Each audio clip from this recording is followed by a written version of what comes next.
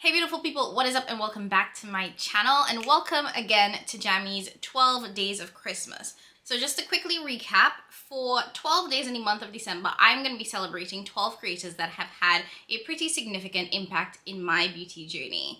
So this is going to be day 2, and as you guys saw from the title and the thumbnail, we are going to be celebrating the one, the only, the beautiful Miss Liora. So just to quickly introduce myself, if this is your first time watching me, hi, I am Jamila and I love all things beauty. I love all things makeup. I love all things skincare, and I especially love sharing my tips and tricks for how to find high-end and luxury beauty products at bargain prices. Yes, we do. If that sounds like something that you are interested in, I would absolutely love if you would consider subscribing to my channel and joining the family. And to honor Liora in this video, I'm going to be answering the question that I honestly have gotten the most in my entire time creating beauty content, whether it be here on YouTube and here on Instagram, which is, how do you find really great, amazing makeup at TJ Maxx? And the reason why I'm doing this video to honor Liora is because, honestly, I learned all my tips and tricks for bargain shopping from her, at least for TJ Maxx and Marshalls. She taught me how to find and how to score the best deals at TJ Maxx. So I have 5 tips for you guys, but before we dive into the 5 tips, I do want to give you guys a little bit of information on Liora. First of all, if you are not following her, all of her information, her channel and her Instagram will be linked down below, and I would 1000% suggest that you go follow her, subscribe to her channel, because it's really, really amazing content. Now, I actually started watching Liora. I can't remember, and I can't pinpoint the point in time when I found her and I started watching her. But I feel like I stumbled upon her channel because she creates this series called the Heaven at TJ Maxx series. And I stumbled upon one of those videos where she actually goes to TJ Maxx and Marshalls stores and looks for makeup. And I remember I found that first video and I was hooked. I was completely hooked. And the reason for that being is that when I first started getting into makeup, I loved makeup, but honestly, I could not afford makeup. It was really expensive. And the only places that I knew to purchase makeup were like Sephora and Ulta. And if you're a makeup shopper, you already know that the sales back then, they weren't great. So in order to find really good high-end makeup, you pretty much had to pay full price for it. And I didn't know how to find good makeup at affordable prices. So when I saw Liora doing this Heaven at TJ Maxx series, it was like this aha moment, because she showed that you could find high-end and luxury makeup at TJ Maxx and Marshalls for a fraction of the price. Like literally like 50% off or even more. And that was how, to be quite honest, I would say probably 50% of my makeup collection has come from like TJ Maxx shopping. I remember I had like a very small collection, and once I discovered that you could buy makeup at TJ Maxx, I was like, hold up. And my collection blew up. I found everything from Marc Jacobs, Too Faced, MAC, Bobbi Brown, who else? Kaja. I'm looking at all of my makeup here. There's even been some like Pat McGrath and Charlotte Tilbury at TJ Maxx. So that is how I ended up growing a lot of my collection. Now, the other reason why I really liked Liora is because when you watch her videos, her vibe is just undeniable. Like, yes, she's a content creator. Yes, this is her job. But every time I watched her videos, it just kind of always felt like I was sitting there listening and talking to a girlfriend. She just looks like she enjoys what she does, and this isn't work for her, which I feel like when you have some of those larger creators, it doesn't translate as well that this is something that they're passionate about. It kind of comes off as like, this is my job. Yes, I enjoy it, but it's still work. And it just kind of always felt like she was just chilling. And I really appreciated that. Now, she just hit 100,000 subscribers, so congrats, Liora. She definitely deserves it. And even now, her vibe still hasn't changed. Like, she still has this very bubbly, effervescent personality, and she always comes off as authentic and genuine. If she likes a product, she's going to tell you she likes the product. If she doesn't like the product, you're going to hear her raw thoughts about it. Like, no ifs, ands, buts, or maybes. Regardless of whether or not she's gifted products or she works with a specific brand or if she buys them on her own, it's going to be her raw thoughts, which I always appreciated. And the other thing, and this is the last thing before I dive into my tips, is that she is very engaging with her followers. I follow her on Instagram, and I remember she had just bought a new camera. I can't remember if it was to film or if it was to vlog. And I just sent her a message, kind of like to pick her brain, because this was really early in my YouTube journey. And I was trying to figure out, you know, do I want to upgrade from my phone to an actual camera? And I was so surprised that she even responded in the first place, and her response was so sweet. She sent me a couple of voice notes. She actually took pictures of the camera that she bought, as well as the one that she had been using previously, and kind of let me know, you know, this is one that I had before. I liked it for X, Y, and Z, but I needed to change it because of X, Y, and Z. And this is the one that I'm using now. But you should also feel free to film on your phone until you feel comfortable and secure enough that you're ready to purchase a camera. You know, she has always responded to my messages on Instagram, which I really appreciated, because I know how much work it is to go through messages and respond to people commenting. And she always responded, which I just thought was like super sweet, and it just always came off as really genuine and just such a beautiful personality overall. So because of like the impact that Liora has had in, you know, my journey, especially when it comes to bargain shopping, because from watching her videos, it became very clear to me that I should never pay full price for makeup ever, and you guys know that that is like my totem. I wanted to celebrate her by sharing 5 tips and tricks for how you could score big at TJ Maxx and save all that coin. So let's dive in, shall we? I wrote them all down, so I'm getting my little book out. Okay, so the first tip number 1 is you have to shop multiple stores. And this is something that I try to let folks know, like people that reach out to me and ask, how do you find the best stuff? My store never has anything. Honestly, I visit like 3 to 5 stores. There are 3 to 5 TJ Maxx and Marshalls stores that are within like 30 minutes of me, and I rotate between all of them. And the reason for that being is that unlike other stores where the managers can order specific products, TJ Maxx, from what I understand and from what people who work there have told me, they have no control over what products they get. Like, they get a shipment of products, and that's the products that they receive, and that's what they put on their shelves. So stores have different products in stock and different quantities of those products.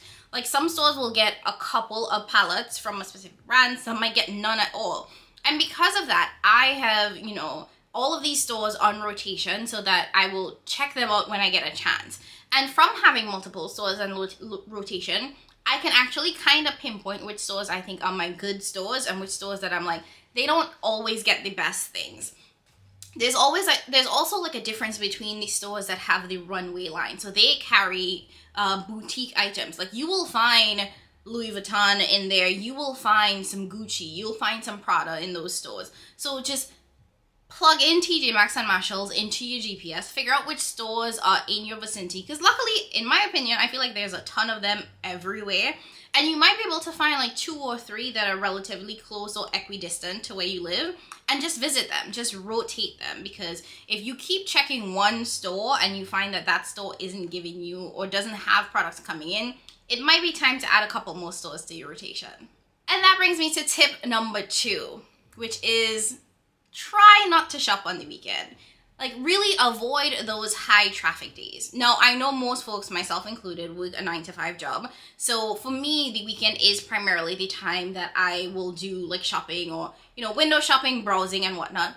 But the reality of the fact is that everybody is shopping on the weekend. So if you are looking for a specific product, or if you are trying to go to your stores and find if they have anything in stock, it can be hard because people may have already picked through the products. All of the good products may have been gone. So you really do miss out when you are shopping on those like high volume traffic days. My suggestion would be to try to go on the weekdays.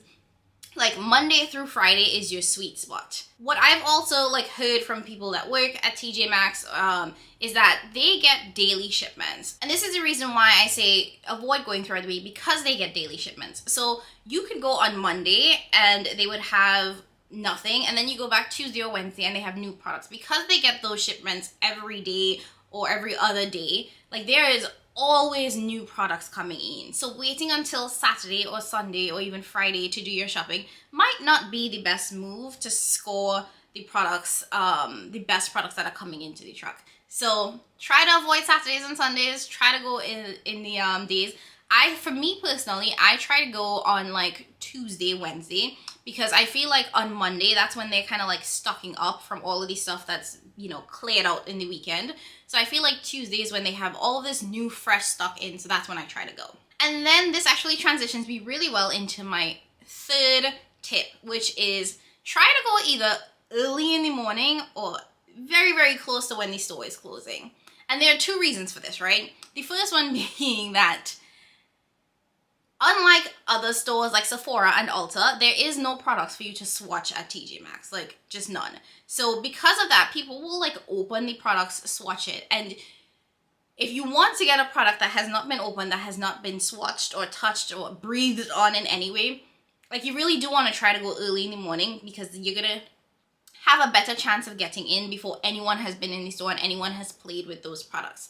Now, it's kind of the same at night, because I found that when I go close to when the store is closing, that's when they are stocking up the shelves again. So you'll see the stocking carts that are out. And once the stocking carts are out, you know that no one has touched that product at all yet, because the fresh product that they're now bringing to put on the shelves. So if you go close to when the store is closing, you'll get those fresh products that are on the stocking carts that you can buy that no one has touched and no one has swatched. So essentially, if you get there really early or close to when the store is closing, you get first dibs on the products that are kind of like fresh and coming in, so it's less likely for you to miss it.